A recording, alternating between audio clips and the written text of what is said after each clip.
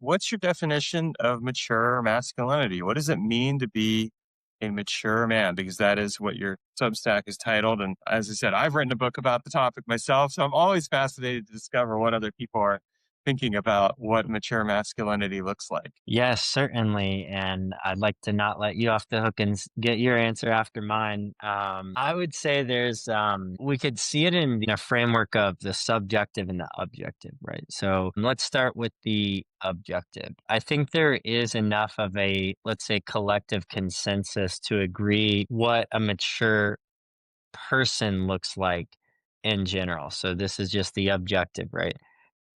And these are things like treating others with kindness and respect, doing the due diligence of having responsibilities, so maintaining jobs, maintaining healthy relationships, learning how to communicate effectively, and then the basic things of like budgeting, living by a schedule, these kind of things, right?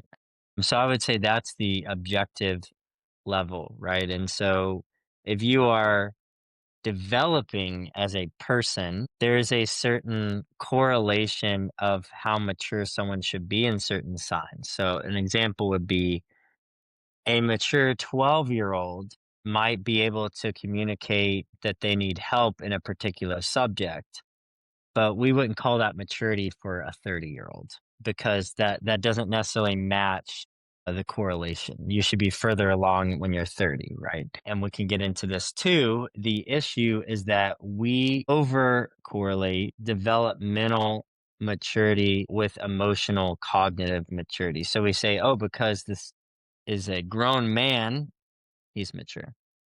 But that's not actually the case. And we can get into how it's actually more accurate psychologically to engage with somebody based on their maturity level on an emotional, cognitive standpoint, let's just say mental, than developmental.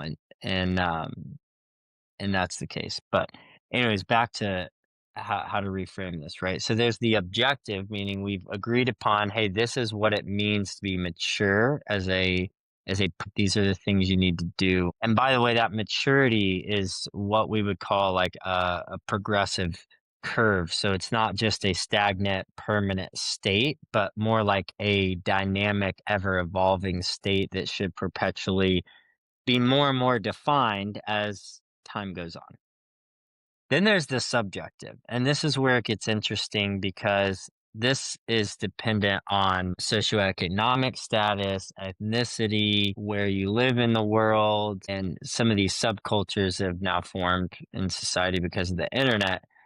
There are more particular definitions of what it means to be mature. So I'll give you an example, right? Based on where you live in the country, let's say you are a farmer in the Midwest.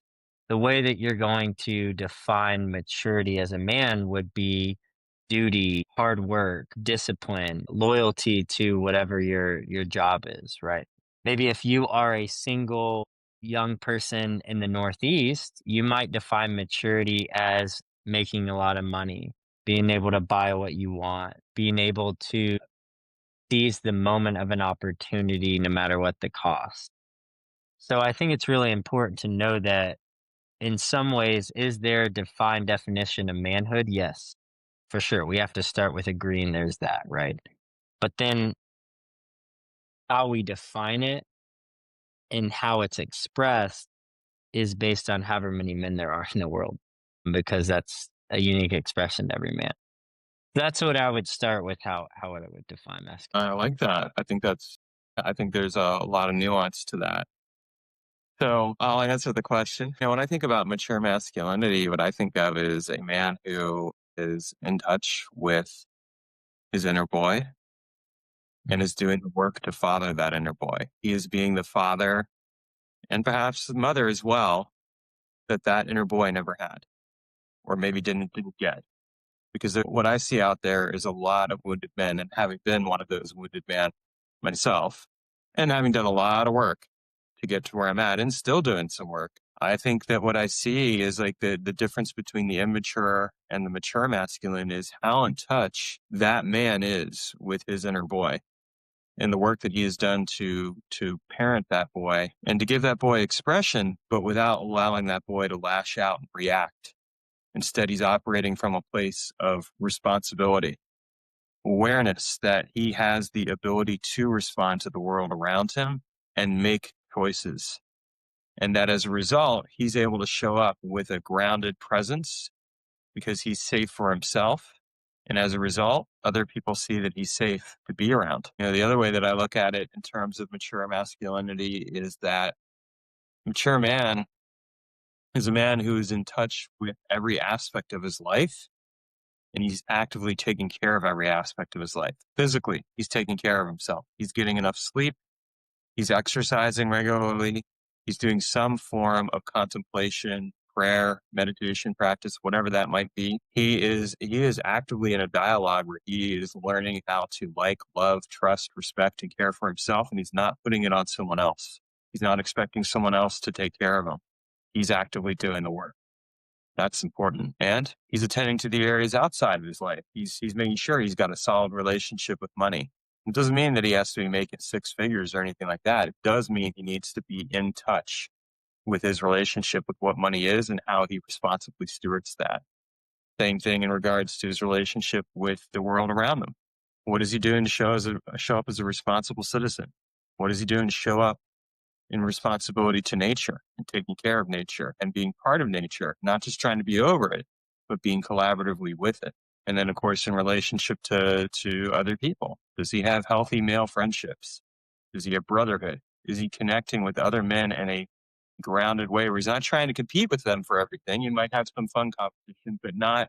He's not worried about like, oh, that man's going to get is going to beat me at the job, or he's going to lure my woman away, or anything like that. He is just grounded. And when he's in relationship with a woman, he's showing up in a really healthy and grounded way there as well, because he knows himself. He knows what he wants. He's able to advocate for it, and he doesn't expect a yes. He's honoring his sacred yes and his sacred no. And as a result, he's showing up in a very grounded way. So that's my definition of mature masculinity. It's a lot to aspire to, and I think it's a really important thing to aspire to as well. Yeah, I'm glad I went first because that felt like it was my preferred way of seeing it, and I appreciate your obvious amount of thought and consideration you've put into defining it. Let's touch on that sense of healing the inner boy. I think that's really important. I haven't quite interpreted that through the lens of fathering the boy yourself. I think that's an interesting meta concept because you're both the boy and the father. This is spiritually similar. Let's say in Christianity, you have the Trinity, right? It doesn't really make sense that they're three separate but three equal. And it's kind of a similar thing where you have this hierarchy, but yet this relationship. But I think that's right. And to back that up with some pretty significant proof and data, I've interviewed some people on my show, some researchers and psychologists that show the time boys really stop being emotional, the time they stop being relational to other boys in a healthy way, and the time they stop expressing themselves without question tends to be around the age of 12 or 13. This also happens to be around the age where historically you would see rites of passage happen. So we're talking about a really critical moment going back to the importance of development where boys are shifting quite dramatically. And you may say, like, why this age, right?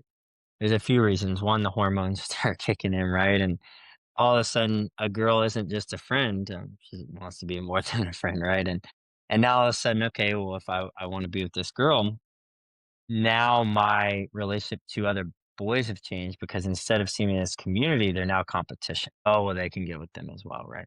The second thing is that this is where you start seeing boys be policed by other boys. So you'll start seeing a hierarchy of socialization going on. I don't know if this happened to you. It certainly did for me. There tended to be one or two really dominant guys that were a bit of a bully and kind of overly assertive in controlling who's in and who's out. And then you start realizing, oh, not everyone is just in it for giggles and good times. Now there's guys that are kind of separating out socially what's appropriate, what's not, right? And then the third would be the emotional shift that happens. A boy starts becoming more and more aware of what's going on emotionally, but yet the expression of that is, seen tragically. We use these phrases like "that's gay," "that's weak," "you shouldn't do that." Which, by the way, it's 2025. These things are still being said by boys, so don't think we've come too far in that regard. And so boys actually start seeing, if I'm going to be if I want to work my way up the hierarchy, if I want to gain some sort of female approval and outdo my competition, I can't express myself as a boy. So this threshold we're talking about is a really critical point. And the reason why I bring all that up is because you mentioned healing the inner boy. Well, how do we do that? Boyhood tends to be a fair amount of years. How do you go about that? And I would say that if someone's looking to heal their inner boy, you need to go back to that particular time and try to name any painful memories or experiences or relationships that you had that, let's say, shut you off to your inner boyhood. Okay, when did you stop asking for help and expressing your emotions? When did you stop just bonding with other boys for the sake of boys? When did it start becoming a competition? And these are good signs that if we now fast forward, we know set guys up for really long-term detrimental ways of thinking. And we still see this with other men, right? It's not just that we can have a good time and joke, it's got to be at the cost of somebody. Well, you're this, you're less than, you're this, that's weaker than me or less than. And so I'm going to use that as a way of bonding and joking. It's the same with needs. If you're ever in a group of guys, you're not going to be the one to say you're struggling. Oh, I need help. Can you be there for me? None of that's true, right? So these are very deeply internalized narratives and beliefs we have about our boyhood that we really need to address and to heal.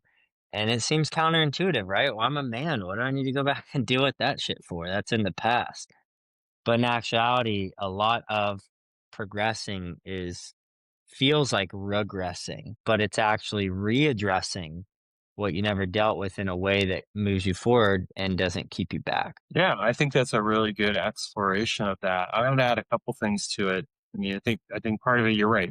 Boys definitely police other boys. I also think the father and the mother wound are important, relevant things with that. I know for myself, like I grew up in a situation where my father was like, big boys don't cry. You're not supposed to show emotions, things along those lines.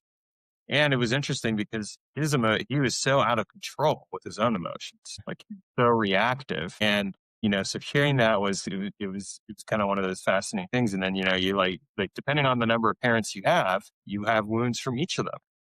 Yeah. I had a mom, I had a stepmom, and a dad. I had three patterns right there. And one thing that I find as an interesting correlation is that if I look at in my own work with men and also my own experiences, but I look at men's dating patterns, like in terms of who they end up dating, inevitably they end up dating their parents because they're trying to fix the wounds that they had with their parents in relationship with whoever it is they're in relationship with. The part of that parenting is also if I want to continue trying to date my parents, the projections of my parents, the wound that, and essentially trying to heal that wound, or do I want to parent myself so that I can give that inner boy what he needs so that then he can move on and I can move on. And so that when I do choose a partner for my life, I'm choosing someone that is actually it's actually based on something that's not my parents. It's something different. It's something that I've broken that pattern. And then there's also the ancestral patterns there because our parents are shaped by our ancestors or their ancestors or our ancestors.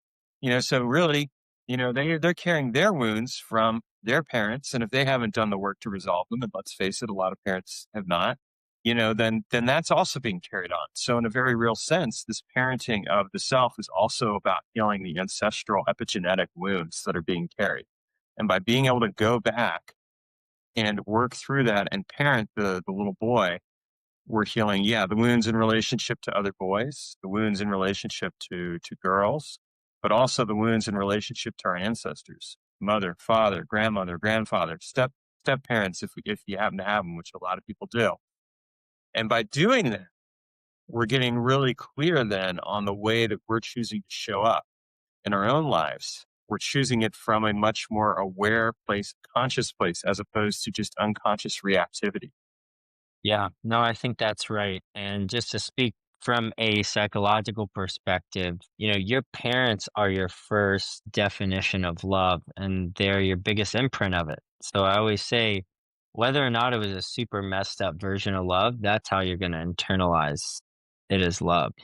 And especially for the father, for a boy, if we want to talk about admiration and idolization, look no further than a boy to his father, right? And it doesn't matter if your dad was really messed up again or not. You're going to look to him in this high regard. And so, to your point, being about that age, 12, 13, you start to really long for some guidance. You go through this developmental stage of like life is just fun. I'm chilling, I'm having a good time. Really start encountering some real problems, right? Whether that's in school, academically, or relationship wise, you start to be aware of like, man, this is, difficult. I need some support. And that inflection point of needing a father figure to really step in and help guide and teach his son is missing, to your astute point. And what happens is the boy starts internalizing, I'm in this alone. There's no one here to support me. And what's said and what your dad said is figure it out, tough it up. I'm not going to be with you in that experience. Essentially, I need you to get right or get your shit together before we enter into relationship. And then that's where the shame can be internalized because then it says, what's wrong with me that I'm not good enough to be in relationship with this person? I have to change who I am or what I'm doing. We fast forward and see how this is internalized. Oh, this is every man who's bought a Lamborghini until he's broke, right? Or brags about how much he can lift at the gym. My goodness, isn't this the boy's cry to fit in and say, well, I've done what I've could to make sure that I am within this ethos. And yeah, I just think that's such a good point you mentioned about the need for that and the dynamic, let's say, diversity of the wound. The mother wound brings its own wound, a step parent wound its own. I also lost my dad when I was 11. My stepdad came into my life 3 years later. I was really hoping for someone to not necessarily replace, but certainly provide some sort of more engaged male presence. And I didn't get that. And that's adding to the wound, right? The sense of abandonment and neglect that you have to deal with and own up to. But what I hear you saying in that is essentially you don't come out of this thing unscathed. You do have wounds. Not everyone has severe trauma, but you certainly have had some sort of painful experience that marked how you see the world today in a negative manner. And they're worth addressing. These things don't heal on their own. They're not magic. It takes caring to something, right? Just like if you had a physical wound, you would never say, well, some guys would, which is probably the issue and very ironically symbolic, right? But oh, I'm fine. It'll be okay. And then what happens? It festers, right? It gets worse. So yeah, I'm glad you said that. Well, it's interesting because I mean, like that phrase "I'm fine" is something that so many men learn, right? I'm fine, and they're not. Internally, they're not at all. But they're so disconnected with that experience because they've been socialized that way. And their little boy is aching to be seen and heard and understood and respected. I mean, at the heart of any wounding, that is really what's operating there on the emotional level. I want to be seen. I want to be heard. I want to be understood. I want to be respected. With that very core understanding that giving the child that creates the opportunity for the child to grow and as a result changes the patterns of how a man's showing up in his life. And that's where that it's an initiation at that point into mature masculinity. It's the initiation. You mentioned earlier, like around like 12 or 13, right? Boys, ideally would be getting initiated. We don't really have that in the US or in Western society in general, but that's where that initiation process starts to kick in because now I'm giving that boy the chance to be witnessed. And in the witnessing of that boy, I can start to move past that wound that is keeping me at a certain age, at least in certain ways.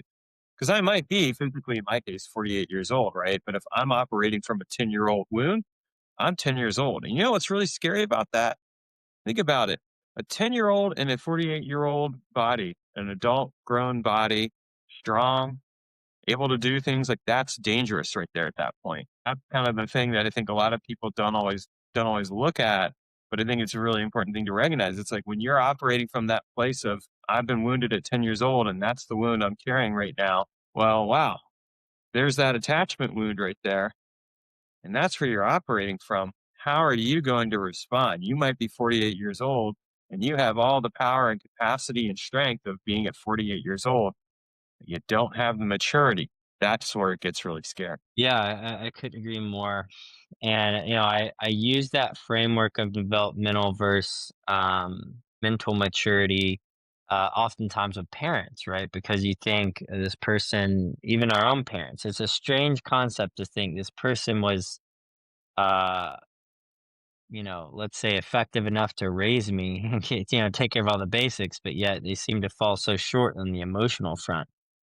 But the more clearly you can accurately engage with someone at their level of maturity, the less frustrated you will be, the more at peace you will be, and the more effective you'll be in the conversation. Now, you may say, "What you think if I talk to my parent like they're a 10-year-old that's going to be appropriate?" No, what I'm saying is it helps you let go of the perpetual disappointment that you experience in relationships in a way that helps you reframe, well, based on this person's capacity, how do I engage with them? So I have this analogy. I use the exit row strategy. When you sit in the exit row on a plane, they ask you two questions: Are you willing, or are you able? You have to be willing. You have to have the desire, and you have to be able, have the capacity to engage in any dialogue or relationship with someone. So when you're engaging with someone, it's really important to name that.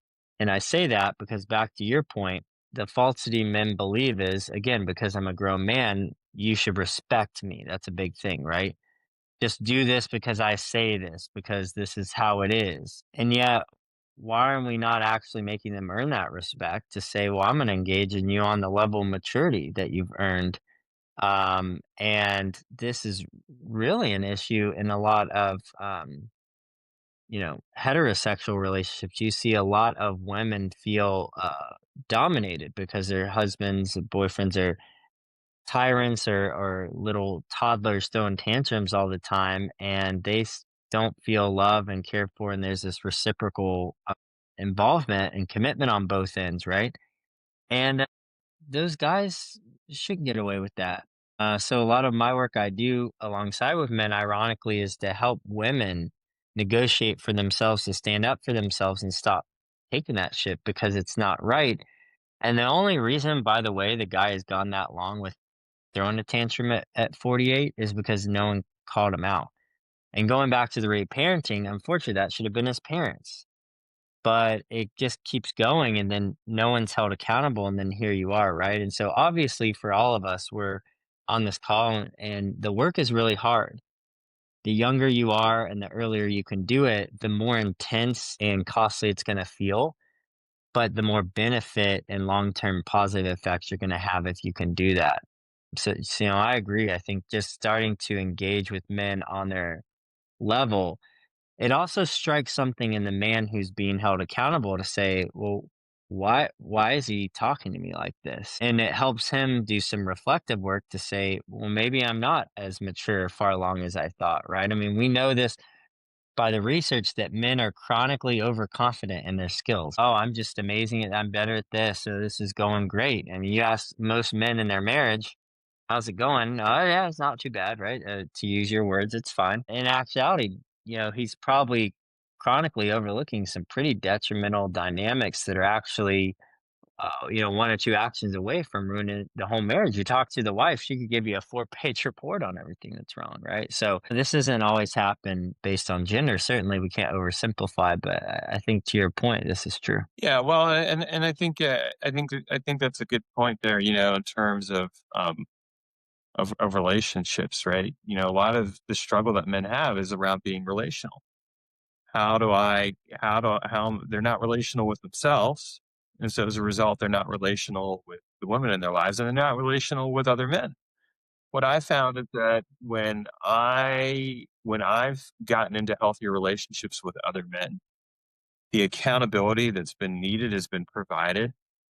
And as a result, that has translated over into the relationships that I have with women because I'm not, for one thing, I'm not putting all the emotional eggs in one basket. I'm not putting all the emotional burden of the relationship on the woman. And speaking as a man who's sometimes been the one doing all the emotional labor in the relationship, it goes both ways. I think that is an important thing to acknowledge and recognize. You know, I don't think that it's said often enough that there are men who are genuinely doing the work where sometimes it's like, hey, the partner needs to be, she needs to be showing up differently. It's a heterosexual relationship. So it goes both ways for sure. And I think too, real quick, I know you've mentioned in our dialogue on Substack, here's the ironic part. You get penalized for being a mature male. Women, a lot of women actually will subconsciously penalize you for doing the work. Why? Because it usually requires that immature person to step up and they want a excuse to stay where they're at. And there's this common, let's say, stereotype, right? That all men are immature. And so if you're actually doing the work, you're fighting an uphill battle of a lot of assumptions and judgments where women, won't give you the chance or just, will write you off. So, I agree with that. And I appreciate what you said. You have to learn to have a relationship with yourself. And this is what I would speak to with male loneliness is that there is a difference in being alone and feeling lonely. So being alone is a physical state that we all find ourselves in, some more than others. It's also personality contingent, right? Feeling lonely is an internalized state. And, myself included, your inability to be alone with yourself and have a relationship with yourself is a major cause for a lot of the problems, right? So we know, okay, we correlate the male loneliness. So men aren't good at making friends. They're not good at being social in general, asking for help. All these things. The depth of their relationships aren't great. Yes, but what we're not getting at on the deepest level is we're not teaching men how to love themselves when they're by themselves. And how do you spend time alone? And not in this overly placated, like, just give yourself a little massage and, lean back. It's doing things that are truly reflective of the care you see yourself as a person. But if you don't value yourself as a man, what is there to take care of? There's no value to uphold. So I'm really glad you say that because your ability to have a relationship with yourself is a direct correlation with your ability to have a relationship with others. So one way to see it is if you ever meet anyone who's antisocial or they're not necessarily easy to get along with, or let's just say that they're not good about getting real and opening up. Well, then they probably have never gotten real with themselves and opened up. They haven't allowed themselves to go to those lengths. And so this is why there's really never an excuse to always be developing and maturing appropriately because regardless of what chances you have to externalize that, meaning what relationships you have to practice in, you always have yourself. And that self is always worth tending to. Yeah, exactly. And the relationship you have with yourself is crucial. The self talk, the beliefs that you have around yourself. One of the most pivotal turning points for me in my own journey was when I'd gone through a breakup and I realized I was like, I can't get involved with anybody else. I need to get this figured out because Mm, this was a rebound relationship I'd gotten into after I'd gotten divorced. I was like, there's a lot of unprocessed stuff around the divorce that I didn't deal with because, I didn't know. So I ended up taking a breakup course at the time and I picked up this really good book that they recommended, which is called Love Yourself Like Your Life Depends Upon It by Kamal Ravikant. I started reading it and I started a self love practice and it's evolved a lot since then. But one of the most important things that I did is I started looking myself in the mirror and I said, I love you. And I've added to that, then I love you. I like you. I care about you. I honor you. I respect you. And mm. finally, the most important one, I trust you. You might think that that's odd. Why is trust the most important one? Why not love? And here's what I found. I can love somebody but not like them, right? It's easy. I see it all the time. People love somebody. Oh, I love this person, but I don't really like Mm. them. And if I don't like myself or I don't like somebody else, then there's the care, the respect, all that other stuff is going to be there. Most importantly, the trust. My ability to trust myself is directly correlates to my ability to show up in my life with the commitments I make. Because if I don't trust myself, then I'm not going to trust my decisions. If I don't trust my decisions, I'm not going to follow through. I'm going to find reasons to waffle and waver and weasel out of those commitments and out of my values. So I always end it with I trust you. Because by doing that, what I'm really doing is I'm saying, look, I trust you to show up for yourself today. You've got this. And I say this out loud each day. I say it at the beginning of the day and I say it at the end of the day, giving that little boy and the rest of me that validation that nobody else needs to give me. I don't need anyone else to give it to me. By giving it to myself, I'm able to show up better in all the areas of my life for all the other people who rely upon me. I think that is absolutely essential toward that quest for mature masculinity because then men know, I know myself well enough to know I'm going to show up for myself. And if I can show up for myself, then I'm going to also be able to show up for the other people who need me. Yeah, it's beautiful. I appreciate you sharing that practice. I will have to try it out and let you know how it goes. But I think it's so simple but yet powerful. Really is. It's all about that. It's all about that self that the self relationship. All our other relationships are stem from that.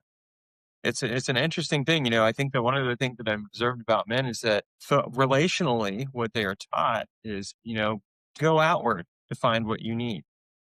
And this is why a lot of men, like when they're in a relationship with a woman, that's their primary relationship to the point that it's really codependent and unhealthy. They don't have a primary relationship with themselves. That's the person they need to have the primary relationship with. Because if there's one simple truth here, it's this: the one person you're always going to be with, no matter what, is you. Yep. It's you. Yep. So learn to love it. Learn to love it, like it, care for it, respect it, honor it, and trust it. And if a man can do that, then no matter what challenges come his way, he'll be able to do the hard things. And that's the other aspect to it. It's that ability to do the hard things. Like there are going to be times where things are hard, but that ability to trust yourself will carry you through the hard things and will help you to move forward in a way that allows you to create your life on your terms. And that's what I think at the heart a lot of men really want. They want to know that their lives are out on their terms instead of having it be on someone else's terms, whether it's your dad, your boss, the woman you're with. And that doesn't mean that there isn't room for compromise or connection. There is. I mean, being relational with somebody necessarily requires connection, requires the willingness to, I think, show up in a way where it's like, yeah, I can take responsibility for my choices. I can take responsibility for the way I show up. But what I think a lot of times I see that most men are missing out there, if they haven't done this work, is they're missing their mission and purpose. They're missing that quest that allows them to go on and say, this is what I'm here for, and I'm creating my life this way. And I may be sharing that life with somebody. I may be sharing it, and that's great. And if I am sharing that life with someone, I'm hopefully sharing it with somebody who has shared values, has the same shared values that I have. That's the other thing that I look at in terms of mature masculinity. Because let's say I see a woman I'm a heterosexual man, so I'm just gonna frame it this way. I see a woman who's walking down the street. I'm like, wow, she's hot. All right. Well, that's operating from the immature place, right? Because that's basing it on her looks. I don't know who she is. I don't know what her mind is. I don't know how her emotions, her inner world, or anything like that.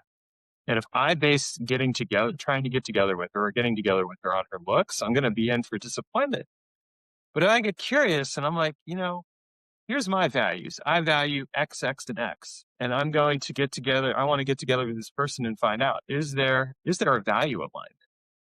If my values match with her values, then the chances of that relationship working out are going to be a lot better than if they don't. And I've definitely been that guy who's gotten involved with somebody who was not healthy. There wasn't the matching values, and lo and behold, the relationship didn't work out. So there's something to be said for that as well, as part of that quest for mature masculinity. Yeah. No, I agree. I appreciate you saying that. I think to have a mission and a purpose is to know who you are, but what you are made for. And I want to be clear that your mission and purpose is unique to you and how you express it, but it's not unique to you in that you have it. Every single person has it.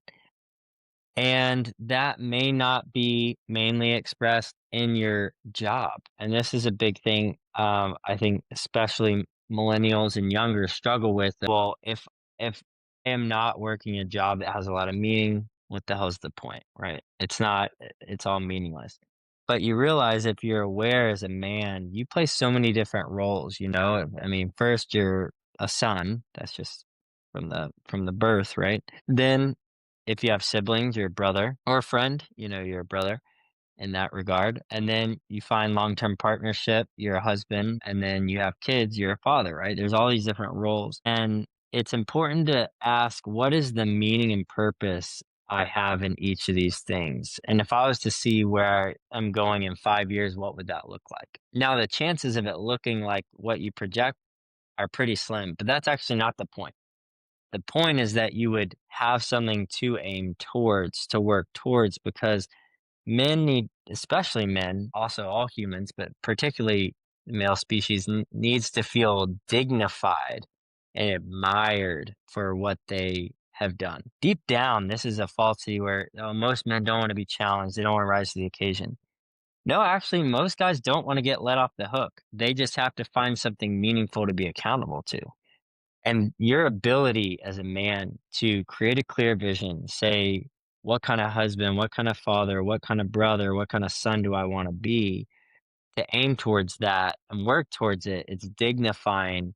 It gives you something beyond just your job or let's say any external expression to, and gives you a reason to get up every day, right? Because work may or may not, be connected. You may or not be in a relationship, but your worth and your value and aiming towards that meaning is not contingent on the external outcomes of it, right?